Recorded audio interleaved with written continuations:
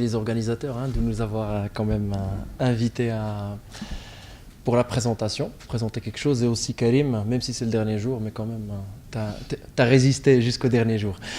Alors, les organisateurs aussi qui nous ont pas facilité la chose en nous demandant d'intervenir quand même sur le bien-être. Il faut avoir beaucoup de courage pour présenter sur le bien-être.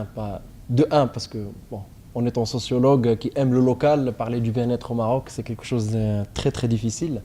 Mais bon, ça nous a ramené quand même, avec professeur Mehdi, à revoir un peu ce qu'on voit localement sur une échelle qui est nationale. Donc on a fait un peu l'exercice, on était bons étudiants, et on est revenu, et en fait il y a une seule enquête qui est faite sur le bien-être au Maroc, et qui est faite par le HCP, qui est l'organisme public de statistiques, de production des statistiques, des recensements, et qui produit aussi beaucoup d'études en parallèle, qu'on peut critiquer, qu'on peut revoir, qu'on peut analyser, tout ça, mais ça existe. Donc, et ça, c'est très, très intéressant. Donc, par chance, c'est qu'ils ont fait cette étude en 2012. Alors, je voudrais juste mettre un peu de contexte par rapport à cette étude sur le bien-être, qui est conduite à l'échelle nationale. J'y reviendrai après sur la méthodologie.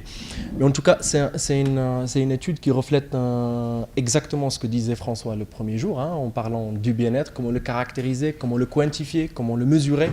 Et c'est un exercice pas évident. Et je pense qu'en revenant sur les résultats de leur enquête, moi je me sens très à l'aise parce que je suis dans la position, j'ai pas fait cette étude et je vais la critiquer. Donc c'est très bien. Et je pense que c'est assez intéressant. Mais parlons quand même de ce bien-être et comment le HCP il l'a considéré. Bien sûr, souvent dans ces types d'études, on revient à cette circulation internationale des normes, des modèles, participation, bien-être, pauvreté, vulnérabilité, comment on les mesure. Et bien sûr, le bon élève marocain n'est pas sorti de ça. Et ils ont adopté ils ont fait une première étude de benchmark, mais ils ont adopté quand même cette définition assez plate de l'OCDE qui dit que le bien-être passe par la satisfaction de divers besoins. Je reviendrai sur ces divers besoins parce que c'est pas très simple, dont certains sont essentiels. On est bien sûr satisfaction des besoins, mais il y a besoin et besoin. Donc, et l'essentiel, c'est bien sûr la santé, le logement, etc. Ainsi que par la possibilité de poursuivre ses propres objectifs. Là, on est vraiment sur les aspirations, donc sur ce que les gens perçoivent, cette perception vraiment du bien-être des gens eux-mêmes. Et c'est intéressant en fouillant un peu dans leur présentation à rapport, on retrouve bizarrement cette citation qui se réfère à Émile Durkheim. Donc moi, en tant que sociologue, je vois Émile Durkheim dans un rapport statistique, ça m'interpelle. Parce que, regardez, on parle d'adapter les approches du bien-être, on parle bien des modèles, et de sociétés largement homogènes à une formation sociale en transition. C'est quand même, ça veut beaucoup dire et ça veut rien dire à la fois. Mais ce qui m'a interpellé le plus avec Si Mehdi, c'est qu'il y a ce clin d'œil sur la société composite. Parce que Paul Pascan, une des grandes productions de Paul Pascan, c'était cette société rurale composite. Et en bref, il disait, la société rurale dans les années 70, la société rurale marocaine, elle n'est ni féodale, ni libérale, ni conservatrice. Conservatrice pas dans le sens religieux. Elle est tout ça. C'est un cocktail Molotov, mais elle est tout ça. C'est intéressant de voir sociologiquement parce qu'on peut se retrouver avec une personne, un Marocain rural, avec plusieurs rationalités, qui peut être très très conservateur, mais il peut être très très libéral à la fois. Et bon, il est mort avant d'aller jusqu'au bout de ça, parce que, disons ça, d'un sociologue engagé, moi je pense qu'il y avait des choses à dire plus, c'est qu'en disant que la société rurale marocaine est tout ça, ça veut dire qu'elle manque de projets de société. Parce que moi, je pense que c'est une hypothèse. En tout cas, ça c'est intéressant de connaître que le HCP a fait cette étude dans une société de transition démographique, bien sûr, et de modèle de vie, parce que c'est aussi centré sur le bien-être. Alors, la démarche qu'ils ont adoptée, c'est une démarche largement expliquée par François, j'y reviendrai pas, mais en tout cas, on va se rappeler que c'est à deux niveaux. Donc, le premier niveau, c'est de recueillir auprès de la population qu'est-ce que le bien-être ? Et après, recueillir comment la population, elle sent le bien-être. Voilà, je dis que c'est le logement, le bien-être, mais est-ce que je suis satisfait de ce logement ou pas? Donc c'est à cette double dimension objective et subjective. Alors, en méthodologie, là, ils ont fait un échantillon de 3200 personnes. Donc personnes, on parle bien de personnes, mais les personnes, une personne par ménage. Hein. Donc on est vraiment sur des échelles statistiques à des, si vous voulez, à 4 degrés, région et genre. Mais en tout cas, c'est 3200 personnes qui représentent 3200 ménages, et dont 2080 urbains.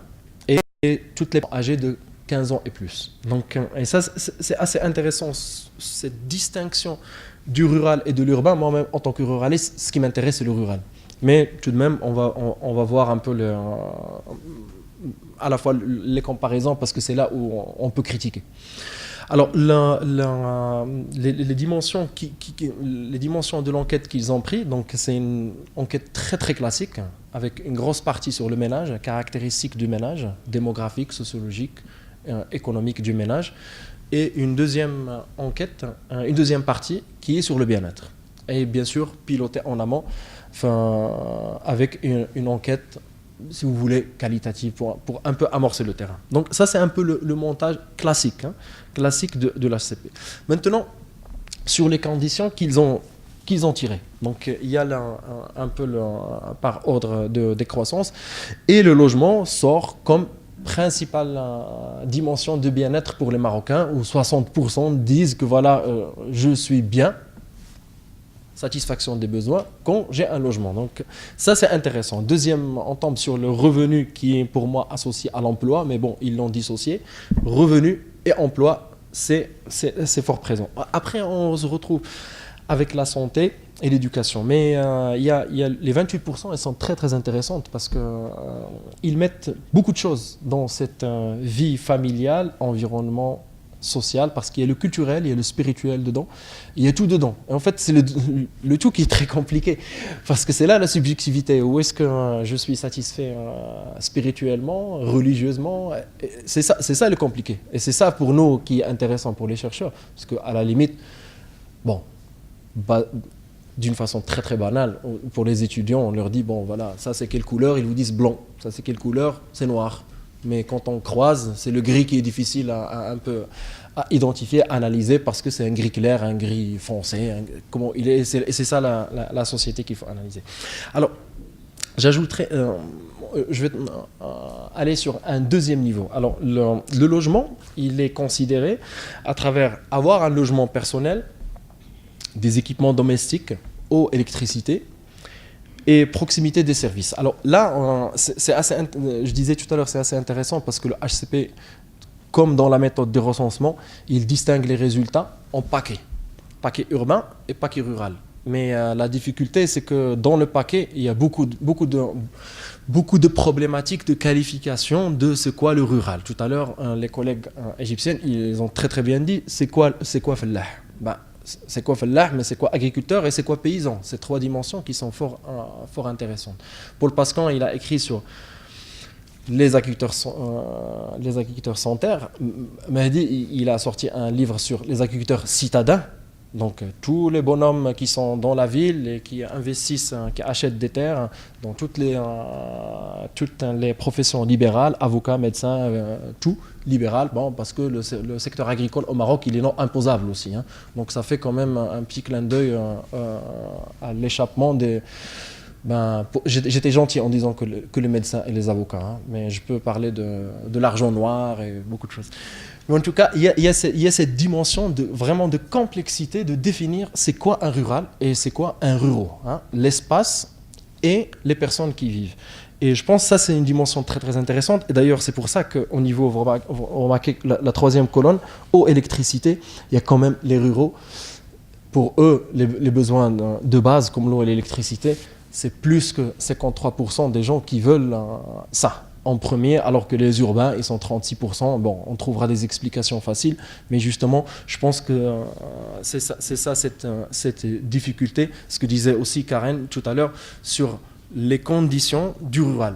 au Maroc, hein, qui est très très diversifié, hein, parce que Karen, elle a présenté un peu les oasis, mais c'est très très diversifié au Maroc, des oasis, des montagnes, de la plaine irriguée, la plaine en groundwater, la plaine qui est sur au nord. Bon, ça dépend. Donc on est quand même sur des espaces écologiques très très diversifiés. Alors, le deuxième point, alors le revenu. Alors, c'est intéressant de voir en résumé que quand même près de 9 Marocains sur 10, ils mettent en avant le revenu comme principale source de satisfaction ou de bien-être. Bon, on peut dire que les Marocains aiment bien l'argent, mais qui n'aiment pas l'argent pour vivre. Donc ça sort. Bon, je peux critiquer les statistiques, mais bon, ça sort. Après, je vais revenir après sur la question de revenus, parce que c'est une deuxième complication. Alors, l'emploi. L'emploi, c'est aussi on relève aussi les bonnes conditions de l'emploi, et ça, c'est intéressant de voir que c'est les mêmes proportions un peu dans le rural et dans l'urbain. Ça ne veut pas dire que l'emploi dans le rural, il est meilleur, dans de meilleures conditions ou pas, mais c'est juste que les gens, ils intériorisent leurs conditions, la corvée et tout ça, mais c'est intériorisé et les gens, ils sont sur ça. C'est pour ça qu'on a c'est pour ça qu'on a des chiffres qui sont à peu près similaires. Alors, la question de la santé qui revient aussi.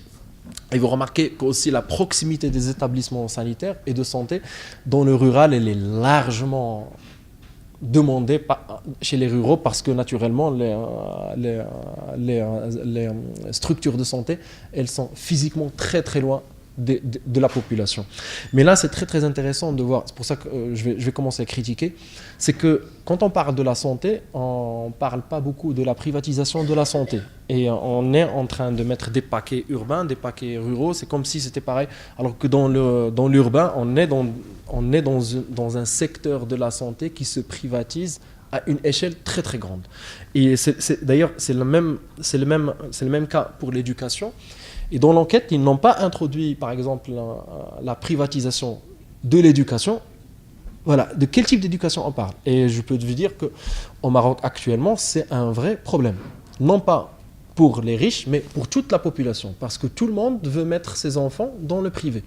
Peu importe la catégorie sociale, la catégorie économique de la famille. Donc, y compris la famille qui est, allez, on va dire vulnérable, pauvre, elle veut mettre son enfant dans le privé parce que c'est jugé avec une meilleure qualité. C'est quelque chose, pour la dernière génération qui est sortie du public que nous sommes, ça c'est quand même un changement qui est très très très très fort au Maroc. Nous, je me rappelle, quand on a eu le bac, c'était très très mal vu, c'était chouma, quelqu'un qui a eu son bac dans le privé. Alors que là, avoir son bac dans le privé, c'est quelque chose de très très normal. D'ailleurs, c'est quelque chose de qualité aujourd'hui.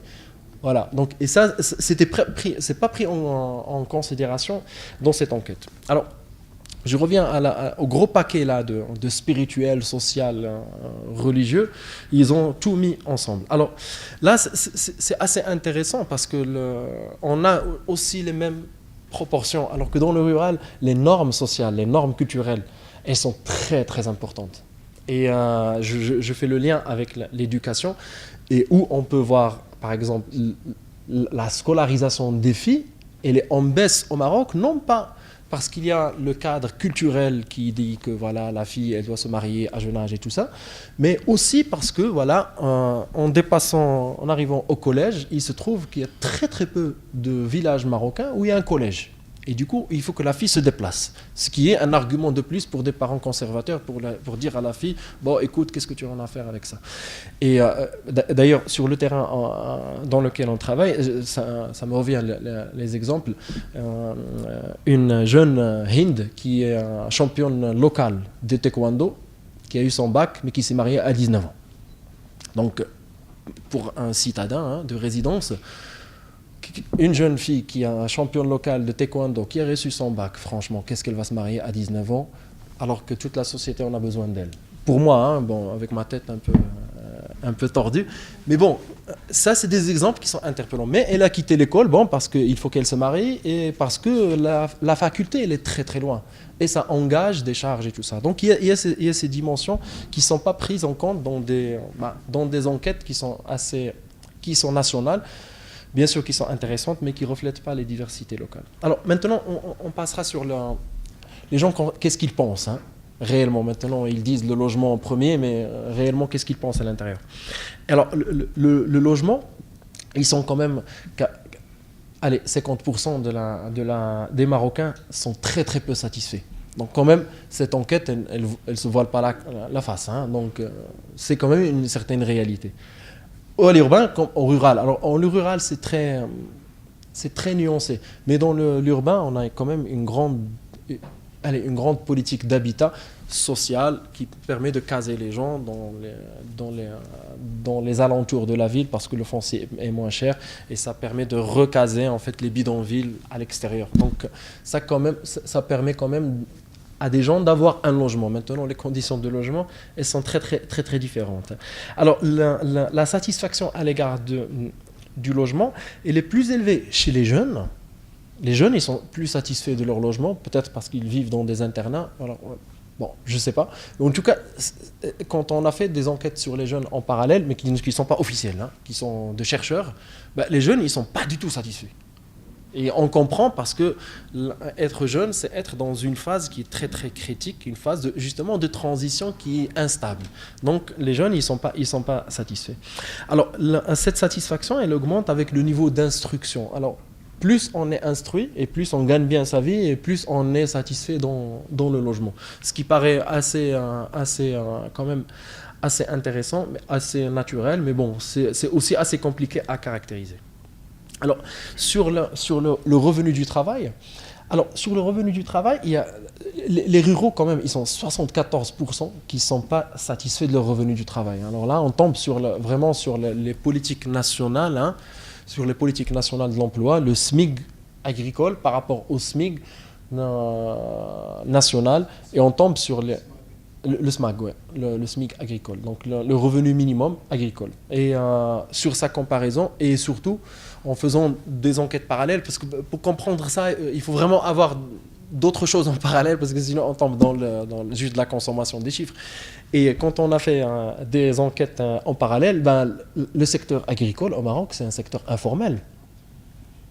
Les gens, ils sont payés au SMIC, mais ça, c'est de la théorie. Les femmes, elles sont payées moins que les hommes. Les ouvrières, elles sont payées moins que les ouvriers hommes à hauteur de 30% à peu près. Donc ça, c'est des données que nous, on a peaufinées un peu localement, mais que, bien sûr, au niveau national, on ne va pas le sortir comme ça. Bien sûr qu'ils ont d'autres études sur l'emploi et tout ça, mais ça, c'est des réalités locales qui nous paraissent assez importantes de voir quand même que les 3/4 des ruraux, ils ne sont pas satisfaits de leurs revenus. Alors, l'emploi qui est fortement associé à ça, c'est qu'on va remarquer que, par exemple, près d'un actif occupé sur 2 n'est pas satisfait de son emploi. N'est pas satisfait de son emploi, il faut aussi reconstituer ça avec les enquêtes parallèles. Et l'enquête chez les jeunes qu'on a fait cette année auprès de 2000 jeunes marocains, les jeunes marocains, ils ne disent pas qu'ils ne sont pas satisfaits de l'emploi à cause de la non-existence de l'emploi, mais ils disent parce qu'il y a aussi du coup de piston, parce qu'il y a la gouvernance qui n'est pas clean, il y a la corruption, il y a beaucoup de choses. Et c'est pour ça qu'il y a cette dimension de l'emploi qui sort, et qui sort fortement chez les jeunes. Et bizarrement, une de leurs principaux résultats, c'est que c'est une satisfaction nette chez les jeunes, mais aussi sur les personnes un peu âgées. Mais au milieu, non, il n'y a pas de satisfaction. Donc, et là, bon, on peut en débattre par la suite par rapport à ça, par rapport à ces catégories socio-professionnelles qu'on peut qualifier de stables, installées ou en mouvement, comme les jeunes qui sont en transition. Alors, sans trop m'attarder, j'ai encore juste 2 points. Alors, par rapport à la santé. Alors, regardez, c'est quand même 3/4 de la population qui n'est pas satisfaite de la santé au niveau rural, et on comprend très très bien pourquoi. Alors, dans l'urbain, pareil, mais hélas, ce qui nous intéresse, c'est comment cette enquête sur le bien-être, elle interpelle d'autres dimensions sur l'organisation sectorielle. Secteur de l'éducation, secteur de la santé, secteur du loisir, et j'y reviendrai d'ailleurs tout de suite sur l'éducation, où quand même 55% de l'échantillon, hein, pour ne pas dire les Marocains, pour ne pas tomber dans les généralités, 55% des Marocains ne sont pas satisfaits du système éducatif. Et alors que je suis sûr que si on avait introduit la variable type d'éducation, là, on va être dans des chiffres monstrueux. Et là, c'est des choses qui interpellent et qui interpellent fortement dans cet espace rural que voilà, il change, mais qui reste un peu quand même en retard largement par rapport aux espaces urbains. Alors, sur la vie familiale et environnement sociétal, la boîte où ils ont tout mis, en fait, toutes les variables qu'ils n'ont pas su caser, ils l'ont mis dans cette variable pour s'en débarrasser. En tout cas, là, c'est aussi des chiffres qui montent et que plus de la moitié des Marocains sont peu ou pas satisfaits de la vie familiale. Hein. Bon, quand on connaît le Maroc et tu vois un chiffre comme ça, on se dit, bon, c'est quoi cette société, on n'est pas... Alors que la vie familiale est très très forte au Maroc. Le groupe familial est un groupe qui décide. Bien sûr, à différentes échelles, ça dépend si on se retrouve sur les terres collectives, ou si on se retrouve dans les terres de Melk, ou si on se retrouve dans une entreprise familiale. Bon, c'est des échelles qui sont... D'ailleurs, la plus grande entreprise agricole au Maroc, c'est une entreprise familiale. C'est l'entreprise qui appartient au roi. Hein. Donc... là, on se dit, bon, il y a quand même quelque chose. Donc, ce qui renvoie vraiment sur la complexification d'analyse de ces variables, du bien-être, qui paraissent très très simples, mais qui renvoient sur des secteurs. Alors, la vie culturelle et loisirs, j'en viens d'en parler d'ailleurs. Alors, la même chose, hein, près de 7 Marocains sur 10 sont peu ou pas satisfaits de la vie culturelle. Hein. La vie culturelle, c'est la vie culturelle un peu publique, étatique. Parce que voilà, il y a les maisons de jeunes, par exemple, qui sont partout dans les grandes villes et les petits centres urbains, mais il n'y a pas de maisons de jeunes dans le rural, hein, dans le village. Ceux qui ont fait du terrain au Maroc, il n'y a pas de maison de jeunes, par exemple. Donc, elle est où cette vie culturelle? À part des initiatives de société civile où on touche vraiment ça. Donc le public, il n'existe pratiquement pas sur cette vie culturelle ou de loisirs.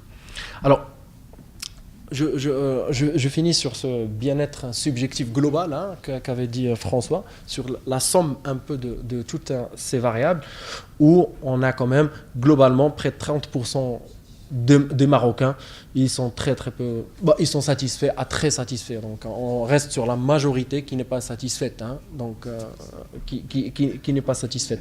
Alors je me permets juste de finir sur un peu remettre le topo de cette étude. C'est que le Maroc a lancé depuis 2005 une grosse politique publique de lutte contre la pauvreté et on l'a appelé un peu l'initiative nationale de développement humain qui reprend un peu l'indicateur des Nations Unies sur l'indice de développement humain.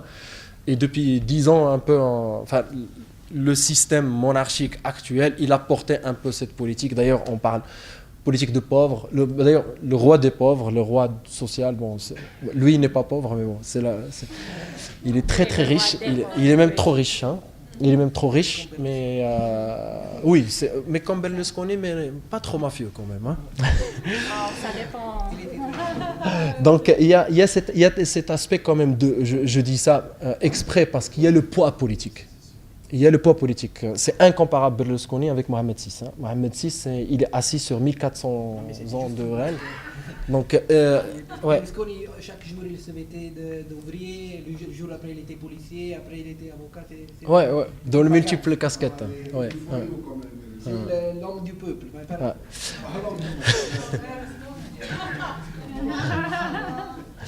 Donc je voulais juste finir par rapport à ça, te dire quand même qu'il y a, quand on dit dans le contexte socio-politique marocain, quand on dit une politique quand même amorcée par le roi, il y a le poids derrière, il y a le poids politique, il y a le poids un peu de mobilisation des fonds nationaux et internationaux autour, et c'est une politique qui est globalement consommatrice en argent. Je ne sais pas, les résultats, on peut en discuter, ce n'est pas l'objet de l'intervention, mais je veux dire que le contexte sociopolitique et économique du pays, il dicte des études comme ça. Parce que cette étude, par exemple, si moi je ne me suis pas intéressé au bien-être grâce aux organisateurs, je n'allais jamais connaître que ça existe, par exemple. À part si je vais la croiser Mais la fameuse circulation internationale des normes et des modèles, quand elle est appropriée par les politiciens, ça permet de produire des choses comme ça, qui peuvent être intéressantes, qui nous donnent des indicateurs intéressants, mais qu'il faut aussi peaufiner pour comprendre. Voilà, merci.